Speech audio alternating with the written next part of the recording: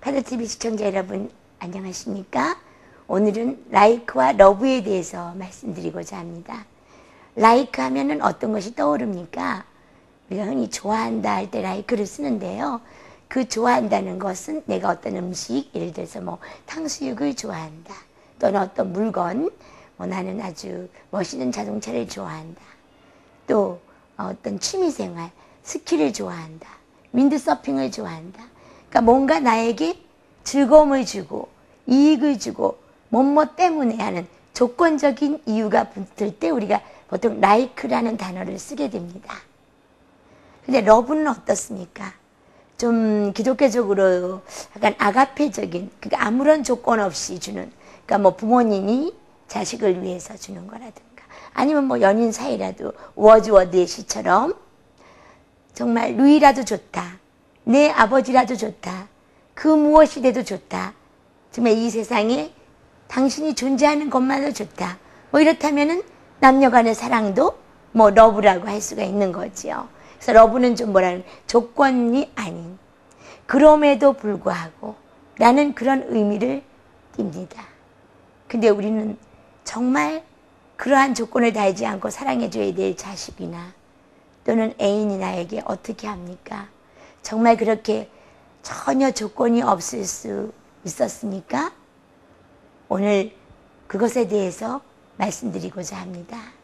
자, 오늘의 정믿음이라는 학생은 개척교회 목사님 아들입니다. 현재 고등학교 2학년 학생이에요. 이 학생의 증상은 심한 우울해. 거의 그 아들러의 제자 중에 드라이커즈라는 학자가 있습니다. 그분은 부적응 유형을 4가지 단계로 나눴는데요. 마지막 단계인 자포자기 단계에 있을 정도로 심한 아주 우울증과 학습된 무기력으로 정말 반에서 골칫덩어리다 담임선생님이 할 정도로 과거에 그 정말 빛났던 눈동자는 어디 가고 개슴츠레 풀려서 수행평가가 있는 날에도 거의 백지로 내어서 상담받으러 오는 그날도 백지로 낸 수행평가 때문에 1시간 동안 무릎을 꿇고 앉아 있었다고 합니다. 그럼 이 아이가 내가 어떻게 된 걸까요? 그건 전혀 아닙니다. 갑자기 바보가 된 걸까요? 그것도 아닙니다. 사람은 내가 할 수 있는 것보다 더 많은 걸 요구받거나 내가 수영을 잘하는데 당신 달려라. 달리기 해서 1등 해라. 이렇게 조지 리비스에서 나오는 동물우화처럼 독수리에게 헤엄치게 하고 오리에게 달리게 하게 하고 이럴 때 우리는 학습된 무기력을 갖게 됩니다. 해도 안 되니까요.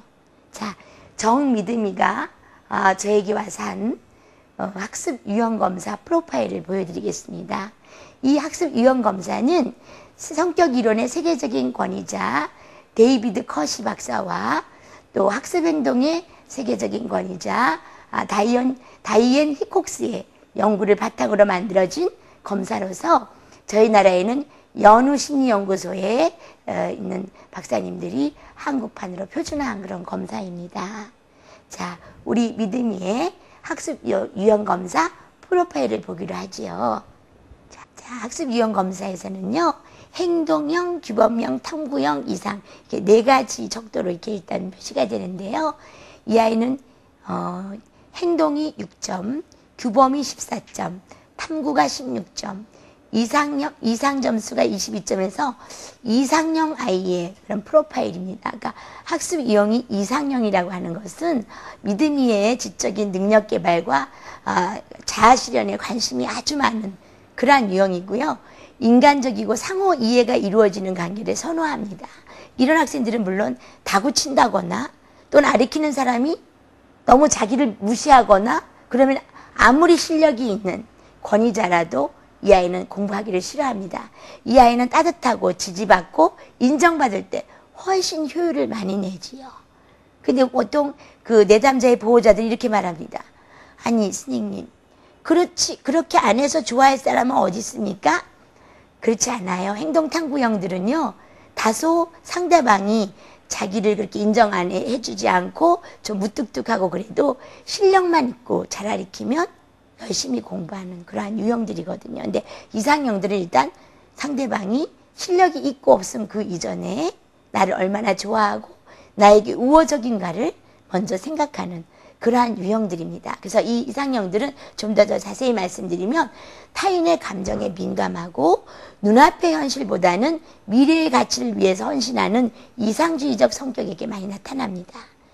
평소에도 상상을 많이 하고요. 책 속의 인물과 자기 자신을 동일시를 많이 해요. 그리고 진정한 인간관계, 그러니까 이해타산을 따지지 않은 진정한 인간관계를 많이 원합니다.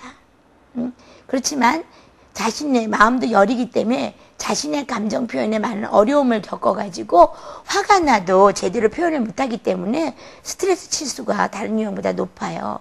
그래서 이런 학생들은 이제 자기 주장을 훈련을 해야 되는데요.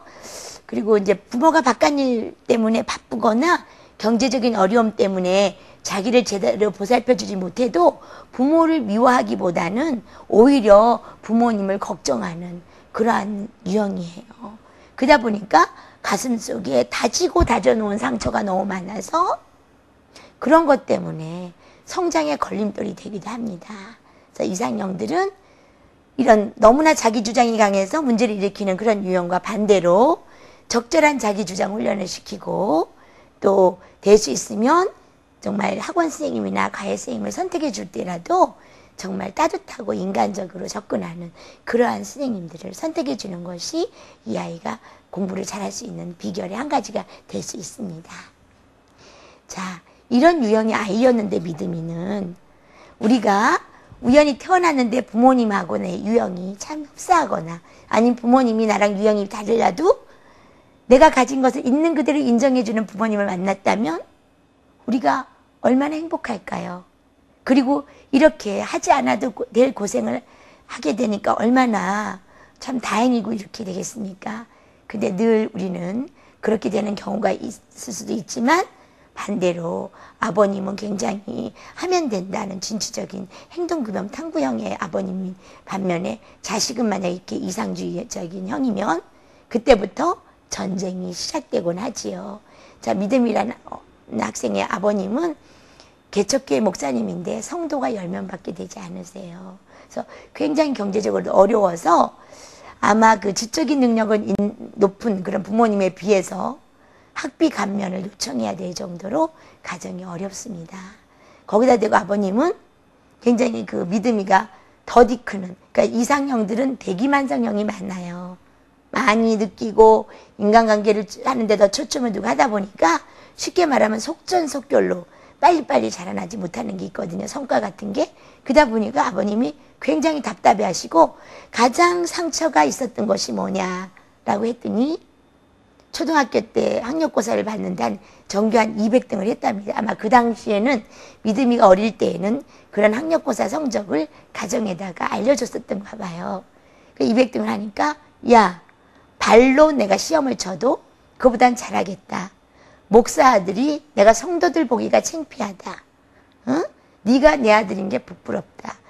얼마나 그것이 각인이 되었으면 아주 토시 하나 안 틀리고 이렇게 줄줄줄 이렇게 외울 정도였어요. 그때 굉장히 충격을 받았다. 이렇게 말을 했습니다. 자, 그럼 믿음이의 자아상을 나타내는 우리 한번 나무 그림을 한번 볼까요? 자, 이 아이는 이렇게 수간이 하나도 없는 잎이 다 떨어진 이런 나무를 그렸습니다. 자, 그리고 가지가 너무나 통통해요. 아주 이렇게 뭐랄까 이렇게 좀 부른 가지처럼 퉁퉁한 가지를 그렸습니다. 자, 이렇게 나무는 나무에 수간이 잎이 하나도 없다고 하는 것은 정서적으로 피폐해 있다는 것을 뜻하고요. 또 나무 기분이 괴롭다고 했어요. 자기 기분이 괴로운 거죠. 그리고 퉁퉁한 이러한 가지는 숨막힐 듯한 긴장과 불안한 심리 상태에 있는 내담자가 그려내곤 합니다. 그리고 나무 기둥에 여러 번 덧칠을 했거든요. 나무 기둥 외곽에. 이것은 아마 자기 마음을 누가 이해해 줄 수 있으랴. 그동안 너무 상처받았기 때문에 내가 내 말을 하느니 차라리 아무 말도 하지 않겠다. 외부에 대해서 방어적인 자세를 뜻합니다. 네. 그 다음 직그림을 한번 보겠습니다. 아주 작게 그려졌어요. 용지 하단에서 작게 그려졌는데 도심 속에 있는 집인데 한 명만 살고 있대요. 자기 가족은 4명인데요. 그리고 기분은 아주 울적하고 뭐 울적한 게 다 나타나죠. 용지 하단에 그려졌고 그 다음에 아주 문과 문 손잡이를 모두 다 그리지 않았어요. 창문까지 안 그린 것보단 낫지만 문이라는 것은 대인관계에 소통할 수 있는 의사를 말하거든요. 즉 I'm okay, you are okay. 나도 개방하고 당신 것도 받아들이겠다는 정말 대인관계의 어떤 기초적인 걸 나타내는데 문을 그리지 않고 문 손잡이도 그리지 않았다고 하는 것은 외부와의 접근 가능 통로를 빠뜨리고 그리고 다른 사람들이 자기 삶이나 세계 안에 들어오는 것에 대해서 불안감과 저항감을 느끼고 자기만의 세계에서 고립되고 위축되어 있는 그런 내담자에게 그려지는 그림입니다. 그리고 한 명만 있고 싶다고 하는 것은 벌써 다른 가족들하고 정서적인 단절을 뜻하지요. 그만큼 이해받기보다는 이해받지 못하고 거부되었다라고 볼 수 있습니다. 그러니까 이 아이가 왜 지금 이렇게 한참 공부할 때 나이에 이렇게 우리가 어른들이 볼 때는 저렇게 마이너스적인 행동을 하느냐. 우리가 중고등학교 때 정말 학습량이 많은 청소년기에 공부를 열심히 해내려면 아동기나 그 이전에 충분히 사랑받고 있는 그대로 자기 모습을 인정받고 칭찬받은 학생이 그런 스트레스가 많은 시기에 훨씬 더 잘 견뎌낸다는 연구 결과도 있습니다. 근데 그렇지 못한 학생들은 이 굉장히 긴장되고 공부할 양도 많고 어떻게 보면 드라이한 시기지 않습니까? 오직 즐거움을 추구하기보다는 딱딱한 공부를 해야 될 그런 시기를 잘 견뎌낼 확률이 그렇지 않은 아이보다 훨씬 적은 거지요. 자, 그러면 이 학생이 그린 또 그 인물화를 바로 보고 남자를 먼저 그렸습니다. 그건 일반적인 반응이죠. 본인의 성별이 남자니까 남자 먼저 그렸고요. 18살이래요. 자기 나이를 말했습니다. 고민은 성적 때문이라고 그랬어요. 그리고 장래희망은 모르겠다. 자아정체가 혼돈 상태에 있는 학생들이 모르겠다라고 말을 합니다. 자, 본인을 그린 것이고 성적으로 인한 스트레스가 굉장히 심하다고 이렇게 말을 했어요. 그 여자는 또 여자아이 그림은 10살짜리인데 아는 사람 중에 누군지 모르겠다라고 말을 했습니다. 하지만 나무가 힘들었던 시기를 아까 10살이라고 했거든요. 근데 지금 여자아이가 10살짜리 여자아이를 그렸습니다. 그러면 10살에 어떤 일이 있었나 하는 것에 대해서 좀 상담자가 유심히 살펴보는 게 참 중요합니다. 자, 그런 거 보면 여자아이와 어쩌면 자기를 동일시해서 대답한 거로 알 수 있습니다. 근데 두 인물 다 특징적인 것은 얼굴 윤곽은 그렸지만 얼굴 안에 있는 눈, 코, 입은 다 생략을 했습니다. 얼굴 안에 눈, 코, 입을 다 생략한 것은 타인과의 감정을 교류하는 데 있어서 극심한 불안감이 있는 내담자가 그것을 회피하기 위해서 그리는 것이고요. 사회적 상황, 그러니까 이 아이가 말하면 사회는 학교에서 상당히 위축되고 또 많은 학습된 무기력, 해도 안 되더라 이런 것 때문에 많이 위축되었을 때, 그랬을 때 우리가 얼굴 안에 있는 눈, 코, 입을 그리지 않는데요. 그 우리가 이 눈, 코, 입으로 어떻게 보면 애정 교류도 하는 거 아닙니까? 서로 호의를 표현한다든가.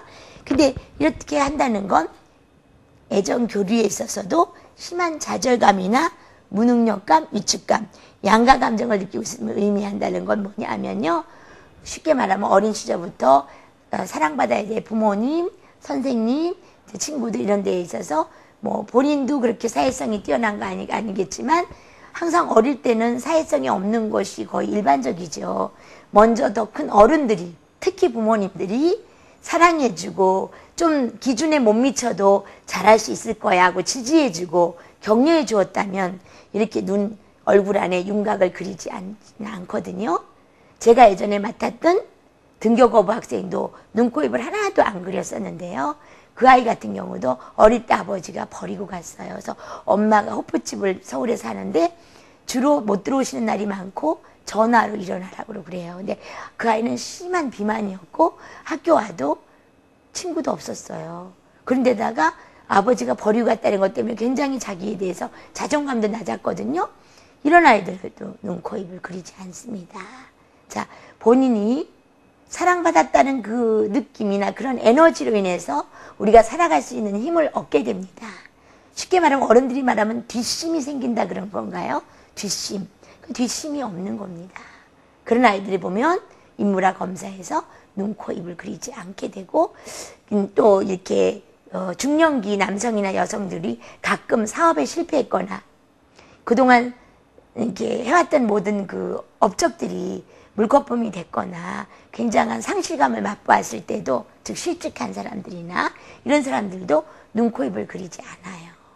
그러니까 우리가 심리적으로 굉장히 현재 위축되어 있다는 것을 알 수 있습니다.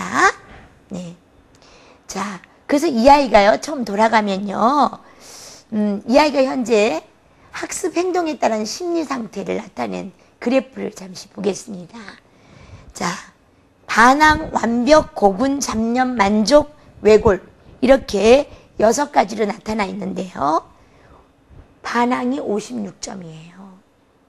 이건 굉장히 높은 점수, 50점이 넘어간다고 하는 것은 벌써 지도해 주시는 선생님, 부모님에 대한 그 지식, 지도에 굉장히 반항하고 있다는 거거든요.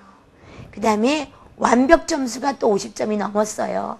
이것은 지나치게 이렇게 한 가지를 완벽하게 하지 못하면 다른 걸 하지 않으려는 것으로서 강박적 불안이 있는 사람. 즉 옛날에 어떤 것을 수행했을 때 뭐라 그럴까 잘못해서 지적을 많이 받았거나 이런 사람들이 잘해야지 하면서 한 가지에 집착하게 됩니다. 그러니까 완벽 점수가 높으면 예를 들어서 수학만 잘한다. 영어만 집중한다. 단연코 종합 성적은 나쁘게 나오는 거죠. 그래서 학습 부진인 사람의 특징이 반항 점수도 높지만 바로 이렇게 완벽 점수도 높아요. 왜냐하면 성적이 12과목이면 12과목이 어느 정도 평균 이상이 되어야 표준 편차가 점수가 작아야만 성적이 고르게 나오는 건데 이거는 그렇지 않고 특정한 과목만 너무 지나치게 매달려서 있기 때문에 완벽 점수가 높으면 종합 성적이 낮아지는 겁니다. 근데 고군이라는 게 뭐냐면 여러분 고군분투의 준말이에요. 이게 60점이나 됩니다. 고군분투는 뭐겠어요? 내가 공부는 해야 되겠으니까 책상에 앉아있지만 방법을 모른다는 거예요. 학습 방법을. 그래서 책상에 앉아있는 시간에 비례해서 성과가 나지 않는 거죠. 이럴 때 우리가 학습 부진이 되는 겁니다. 그럼 이 학생은 지금 학습 부진으로 나타날 수 있는 요인들이 너무나 다 갖고 있는 거예요. 그 다음 만족 점수가 30점 돼요. 39점. 반항 점수는 높은데 만족 점수가 낮아요. 이런 아이들은 현재 자기의 기대보다 성적이 현저하게 낮을 때 이런 것이 나타납니다. 그 다음 외골 점수가 자그마치 76점이나 돼요. 아까 완벽 점수랑 같이 볼 때 굉장히 자기가 선호하는 것만 집중하고 나머지는 거들떠도 보지 않는다는 겁니다. 이런 경우 요즘에 보면 뭐 한 가지만 잘해도 대학 갈 수 있다 이렇게 하는데요.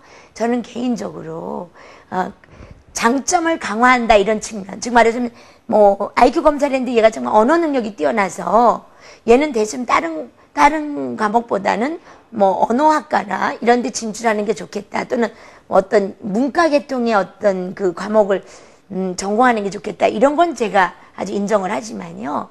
만약 그 한 가지를 잘해 좋다는 것이 정말 다른 건 다 공부하지 않고 영어만 잘해 좋다, 사회만 잘해 좋다 그런 거라면 저는 좀 반대 입장에 있습니다.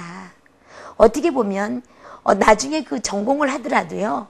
이런 기초학력은 오케스트라와 같이 화음처럼 정말 골고루 잘해 주어서 다른 공부에 어떤 토양이 되게 해야 됩니다. 그렇지 않고 이렇게 기초학력부터가 나는 특정한 관심 있는 한 과목만 한다는 것은 학습 부진이 될 수밖에 없는 거죠. 예를 들어가지고 얘가 나중에 뭐 그 심리학과를 지금 저 이상형들은 심리학과나 뭐 상담학과, 교사, 사회복지사 이런 데 참 맞아요. 성직자도 맞고요. 근데 그렇다고 해서 이 학생이 만약에 뭐 계속 국어 공부만 했다고 합시다. 그러면 합리적 사고가 생기지 않죠. 우리가 상담을 하면 말만 잘해야 되는 것 같지만 그렇지 않습니다. 상대가 어떤 비합리적인 신념을 가졌기 때문에 일상생활에서 어떤 이상행동이나 부적절한 행동을 캐치하려면 일단 상담자 자신이 합리적 사고를 갖고 있어야 됩니다. 그 다음에 심리검사를 분석하는 것도 어떻게 보면 합리적 사고가 필요한 이과계통의 능력이 필요한 거예요. 어느 정도는. 그리고 어떤 외국의 책에 대해서 많은 지식을 얻으려면 원서도 볼 수 있어야 되는데 난 영어는 안 하겠다. 영어가 싫으니까. 뭐 이렇게 되면 어떻게든 앞으로 계속 어떤 공부를 하는 데 있어서 자꾸만 한계에 부딪히거나 걸림돌이 됩니다. 그래서 지금 이 학생이 나와 있는 이러한 프로파일은 학습 행동에 따른 그러한 성격, 프로파일, 심리 상태를 나타낸 프로파일은 학습 부진의 전형적인 프로파일이에요. 자, 그렇다면 이 학생이 원래 태어날 때부터 이러한 프로파일을 갖게 되느냐? 그건 아니라고 봅니다. 자, 만약 그랬다 하더라도 어른들이나 선생님들이 도와주셨어야 되는 거죠. 자, 이 학생이 왜 그렇게 됐느냐 심리 상태를 다시 한번 가족에 대한 상징적인 표현을 보면서 풀어나가도록 하겠습니다. 가족에 대한 상징적인 표현에서요. 아빠를 사자라고 했어요. 물론 사자가 짐승의 왕이기 때문에 우리 집에서 어떤 그 가부장적인 입장에서 아빠가 리더니까 있지만 보통 연구에 의하면 사자, 하이에나, 표범 이렇게 맹수를 표현하는 그런 아이들 보면 일단 아버지를 권위주의적인 그러니까 권위적인 건 괜찮아요. 권위가 있다는 건 좋은데 권위주의적인 것은 뭐죠? 내 말이 진리요 생명이요 하면서 약간 예수님 말씀을 커닝하려는 분들이 있는데 이런 분들이 바로 이렇게 맹수를 쓰고요. 그러면 그 맹수만 사자라고 했다면 괜찮은데 감촉도 메스껍대요. 정말 얼마나 싫으면 메스껍대요. 날씨는 바람 쌩쌩이랍니다. 아버지를.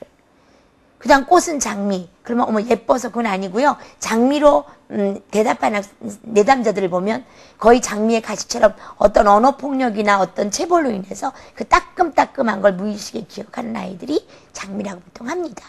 그 다음 맛은 맵다. 맵다라고 표현한 사람 보면 잔소리가 심한 그러한 부모님에게 많이 쓰거든요. 야단도 많이 맞고요. 자, 이렇게 했을 경우 아이가 굉장히 힘든데요. 아버지 같은 경우는 지금 굉장히 아이한테 그 성적 때문에 늘 야단을 하시고 좀 한심한 놈이다. 커서 뭐가 될래. 그래서 이 아이를 사실은 제가 작년에도요. 어떤 집단 상담을 했었거든요. 청소년 자아성당 집단 상담의 그룹원이었는데 별칭을 어둠이라 그랬어요. 그래야 자기가 그럴 때 가장 편안하고 잘 때 되면 고민이 끝이는 것 같아서 어둠이라고 그런다고. 얼마나 이 아이 자아상이 힘들면 어둠이라고 했겠습니까? 자, 아버지가 정말 자랑스럽게 여겨도 이 세상 살기가 참 어려운 건데 그러한 부모님께서 한심한 놈, 발로 해도 너보다 성적이 낮다. 또 늘 정말 커서 뭐가 될까 의혹의 눈으로 보시고 아이가 상처받을 때로 이렇게 상처받았기 때문에 아마 아까 그런 프로파일이 나온 것 같아요. 자, 그러면 물고기 가족화에도 보면 이렇게 온 물고기 가족들이 막 지금 지느러미를 흔들면서 뭔가를 하고 있어요. 그래서 가족들이 뭘 하고 있냐고 물었더니요. 경기를 하고 있대요.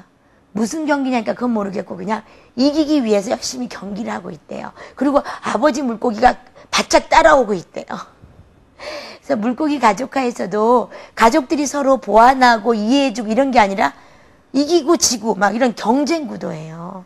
그럼 얼마나 우리가 긴장되겠어요. 바깥에서는 안 그래도 경쟁 사회인데 집에 들어가면 있는 그대로 내가 수용이 되고 못해도 괜찮아. 천천히 해도 돼. 이렇게 해도 사실 힘든 것이 인생살이인데 막 집에서도 서로 누가 절대 지지 말아야지. 가족끼리도 경쟁하고. 그렇다는 것은 아이에게 너무 심리적으로 힘든 일인 거죠. 자, 그래서 물론 적당한 긴장은 느슨해지려는 마음의 채찍질이 되는 거니까 적당한 아드레날린은 성장에 참 좋아요. 그렇지만 그것도 어느 정도죠. 늘 스트레스가 있다고 하는 것은요. 굉장히 우리 어떤 병균에 대해서는 한 저항력도 약해지고요. 결국 나중에는 대대로 되라는 자포자기적인 심정에 가게 돼요. 우리가 어떤 긴장을 주는 것도 그 학생이 또는 그 사람이 감당할 만한 긴장을 줘야 되는 거지, 과도하게끔 많이 기대하고 다구치는 것은 나중에 그래 난 되라 고무줄을 우리가 막 당기다가 너무너무 당기면 어떻게 돼요? 다 끊어지죠? 그런 걸 소송 상태라 그러죠. 소송 상태가 되면 사실 참 힘들어요. 자, 그 다음.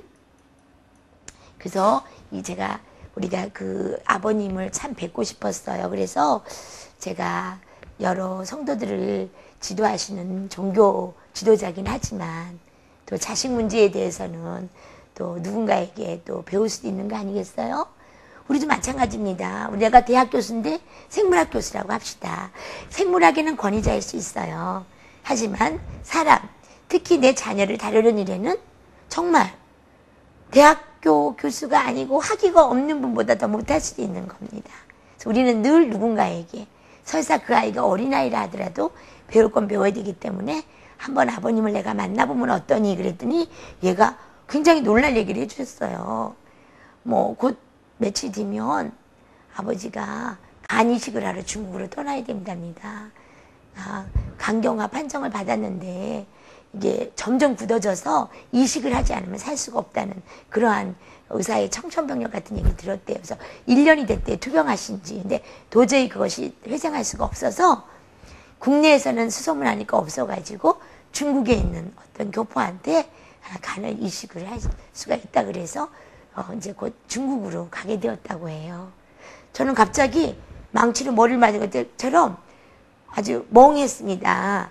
우리가 형이상학적인 걸 논하다가 갑자기 실존적인 문제, 먹느냐 사느냐 죽느냐 사느냐 뭐 이런 문제에 부딪히게 되면 어떻게 보면 이러한 우리 뭐 이런 아드님이 이상형이니까 이렇게 대해주세요, 이런 것도 사실 사치가 아니겠습니까? 그래서 제가 조금 아버님 만나는 거는 어떤 이런 특수한 상황이니까 미루고, 근데도 아이는 너무 힘들어했어요.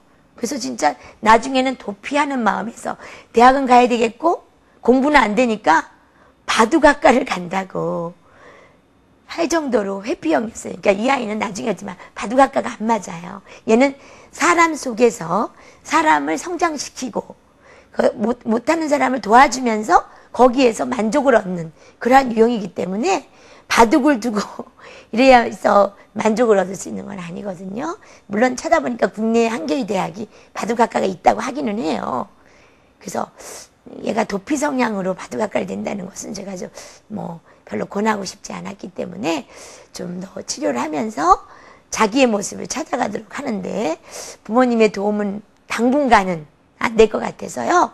아이가 너무 피폐해져 있기 때문에 그것을 도와주기 위해서 이런 수첩 같은 것을 이용해서 늘 가방 속에 갖고 다닐 수 있는 사이즈의 어떤 수첩을 이용해서 위안을 주는 책을 만들어 보겠습니다. 위안을 주는 책은요, 잡지 같은 거나 신문지나 하여튼 뭐 그림이 있는 걸 뭐든 좋아해요. 주구는 너를 위안을 줄 수 있는 냄새, 맛, 향기, 물건, 감촉 뭐든 좋아요. 네가 때로는 그걸 가졌다거나 가까이 있다고 생각했을 때 행복해지는 거. 우리가 색채도 어때요? 우리가 인테리어도 얼마나 그 기분 전환이 돼요? 그건 뭐예요? 예쁜 색깔을 보면 기분이 밝아지잖아요. 근데 늘 그런 환경을 대대적으로 집 공사를 한다거나 그럼 비용도 많이 들고 또 장소의 한계를 갖는 거 아니겠어요? 꼭 그 장소에 가야만 쾌적하고, 그런 것보다는 내가 아주 잘 꾸며지고 아늑한 카페에 가지 않더라도 그 그림을 계속 본다면 훨씬 위안이 될 거죠. 그러니까 약간 인스턴트식 위안일 수 있지만 지금 이 아이로서는 그것이 최선이라고 생각해서 제가 붙이게 했는데, 첫 번째로는 이 아이가 비행기를 타고 바다로 나가는 그림을 오려서 붙였어요. 그래서 왜 그걸 붙였니? 라고 했더니 혼자서 비행기를 타고 대서양을 딱 지나가면 가슴이 탁 트일 것 같아서 그래서 붙였다고 했어요. 그 다음에 두 번째는 레이싱하는 광경 있죠. 여기서도 또 경주하는 거. 그러니까 흔히 이렇게 집에서 많이 구박받고요. 있는 그대로 수용 못되고 막 이런 아이들이 왜 막 오토바이 폭주족들 보면 그렇잖아요. 가슴속에 울분이 많이 쌓인 청소년들이 어떤 속도를 통해서 뭐랄까 자유도 만끽하고 가슴 속에는 분노도 표출시키고 그러지 않습니까? 그냥 그런 거 안 해도 늘 지지받고 행복한 아이들은 절대 위험한 일을 하지 않아요. 또 그런 걸 또 해보고 싶은 취미를 가진 아이들도 자기 몸을 보호하기 위해서 헬멧을 쓰거나 속도를 안전거리를 유지하죠. 내가 내 생명을 걸고라도 위험한 짓을 한다는 건요, 벌써 내가 죽을 만큼 힘들다는 거라고 저는 생각이 듭니다.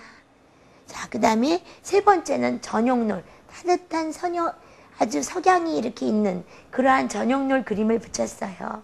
그것은 나중에 이런 걸 쳐다보면서 여유 있는 삶을 살고 싶대요. 정말 이렇게 쫓기는 것이 아니고 그런 전용놀을 좋아하는 사람과 쳐다보면서 정말 차 한잔 마실 수 있는 그러한 여유를 갖고 싶어서 붙였다. 그리고 그다음 네 번째는요, 몰디브 해안을 붙였어요. 왜 여기를 붙였냐고 했더니 쳐다보면 해방감이 느껴진대요. 자, 이건 전혀 근거 없는 얘기가 아니거든요. 우리 심리학자인 존 그레이 박사 아시죠, 여러분? 화성에서 온 남자, 금성에서 온 여자, 이 책을 쓰신 존 그레이 박사님도 우리가 자연, 특히 인공적인 건 해당 사항이 없답니다. 아주 녹음이 짙은 자연을 본다거나 호수, 강, 물, 바다 이런 걸 보면요, 우리의 부정적인 기운이 빠져나가고 긍정적인 에너지가 투입이 된답니다. 그래서 스트레스가 많이 받거나 분노, 화를 사귈 때 우리가 자연으로 이렇게 가서 심호흡을 한번 크게 하라. 그리고 거기다가 이렇게 그런 부정적인 감정을 내려놓으라. 이렇게 지시를 하거든요. 지도를 하거든요. 저 그런 걸 따지면 우리 존 그레이 박사를 전혀 모르는 우리 믿음이는 그냥 생리적으로 그냥 어떻게 보면 그 역하지각으로 살아남기 위한 어떤 인간의 본능으로 아마 자연스럽게 그런 걸 몰라도 계속 이런 걸 붙이는 것 같습니다. 네. 그 다음 다섯 번째는 기관총을 붙였어요. 제가 속으로는 좀 깜짝 놀랐습니다. 어떤 총이나 무기는요, 공격성을 상징하거든요. 근데 제가 겉으로 볼 때는 공격성커녕 개미 한 마리 못 잡게 하여튼 위축돼서요, 키도 큰데 어부정하게 다니고 하여튼 애늙은이 같이 거의 정말 저보다 더 나이가 많아 보이게 이렇게 하고 다니거든요. 그런데 기관총을 선택했어요. 흔히 이런 아이들이요, 내재된 공격성이 굉장히 많아요. 그래서 실제로 이렇게 공식석상에서 이런 걸 붙이고 왜 붙였냐고 하니까 아주 총을 난사하면 막 총을 쏘면 기분이 후련할 것 같으다. 스트레스가 날아갈 것 같으다. 이런 얘기를 공공연하게 안전한 장소에서 하도록 하는 건 실제로 저번에 뉴스에서 나온 김일병처럼 사람에다 대고 난사 안 할 확률이 더 커요. 그래서 이런 아이들은 취미도 나중에 사격을 한다든가 이렇게 하면 어떤 보면 그 감정을 윤리적으로 풀게 되죠. 우리가 감정에는 윤리가 없지만 감정을 표현하는 데는 윤리가 있어야 되지 않습니까? 진짜 하고 싶은 대로 다 했다가는 큰일 나는 거죠. 그래서 이렇게 위안해 주는 책이 어떻게 보면 감정을 윤리적으로 풀 수 있도록 도와주는 겁니다. 자, 그 다음에 여섯 번째는 탱크를 또 붙였어요. 그래서 탱크에서 나온 총알은 일격에 기관총은 저리 가라로 일격에 날려버려서 펑 하고 날아가니까 너무 개운할 것 같다. 이 아이가 얼마나 그동안 쌓인 게 많았으면 이렇게 하겠습니까? 자, 그 다음에 일곱 번째는 등산하는 모습. 막 눈 덮인 설경을 막 올라가는 여러 명의 그런 대원들이 올라가는 그림을 붙였어요. 그래서 자기는 어려운 일이 생기거나 힘든 일이 있을 때 이렇게 산을 한번 정복하고 싶고 산을 이렇게 타면서 마음을 정리하면 좋겠다. 그래서 이 그림을 붙였다라고 했습니다. 우선 그 회기에는 6가지만 이렇게 붙였어요. 물론 이렇게 붙이는 것이 사실 이렇게 힘든 세월을 살았고 오랫동안 경제적으로 어려워서 학비 지원을 받고 또 아버지가 간으로 아파서 투병 생활을 하면서 집에 가장이 아픈데 아이들을 돌볼 수 있었겠습니까? 한참 중요한 고등학교 시기에 부모님이 이렇게 지지를 해줘도 마음이 힘든데 지금 아버지에게 가 있지. 또 성적 결과를 보면 야단만 맞았지. 굉장히 힘든데요. 그런데 이렇게 힘들 때마다 이렇게 위안해주는 책을 꺼내서 자기가 붙인 것을 보면서 언젠간 이런 데 가보리라. 또 실제 권총을 난사하는 느낌을 가지면 어떻게 보면 인스턴트식 위안이긴 하지만 아예 없는 것보다는 너무나 좋을 것 같아서 했더니 기분이 굉장히 좋아했습니다. 네.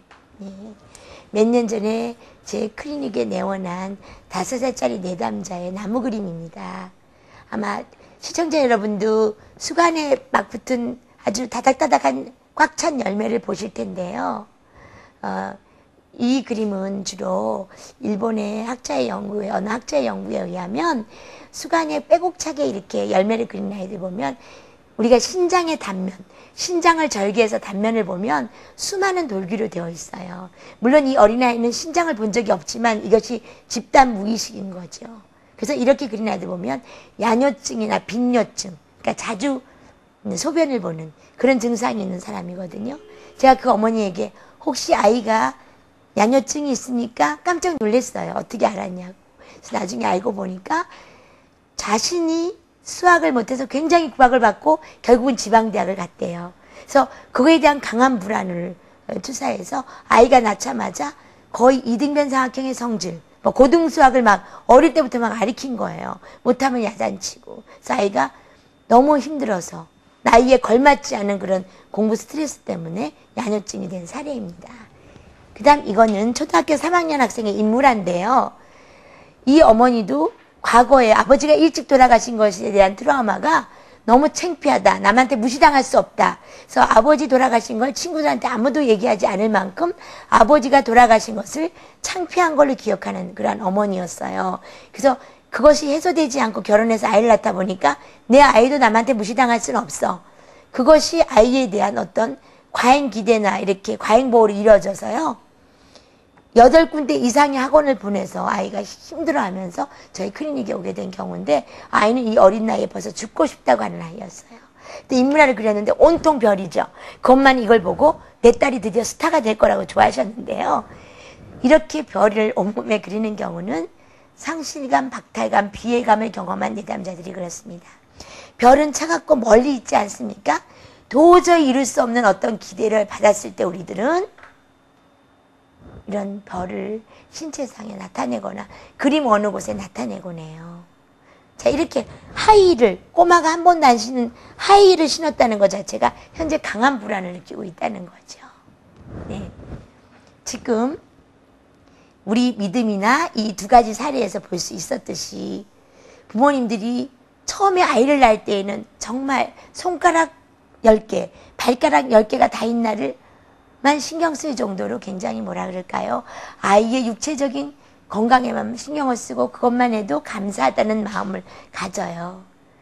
그러다가 아이를 낳고 나서 아이가 건강한 게 확인되고 그때부터는 옆집 아이한테 질 수 없다는 경쟁심 또는 자기의 옛날 과거에 자기가 못했던 것에 대한 상처 또 질 수 없다는 어떤 경쟁심에 밀려서 아이를 조건적으로 사랑하게 됩니다. 만약에 전 세계 많은 인구가 매일 그분의 이름을 부르며 소원을 빌고 또 용서를 청하고 하는 그분이 속물처럼 뭐뭐 해야만 사랑해주지 아니면 어림도 없다 라고 말씀하시는 분이라면 저런 그런 분과 결별을 선언하고 싶다고 믿음의 아버님께 말씀드릴 것입니다. 그분이 말씀이나 그분의 삶을 통해서 뭐뭐함에도 불구하고 즉 너희들이 어떤 모습을 하고 있어도 또 완벽하지 않아도 그래도 너를 사랑하마 라고 하셨기 때문에 우리가 그분을 존경하고 따르는 것이 아니냐고 그분에게 물어볼 것입니다.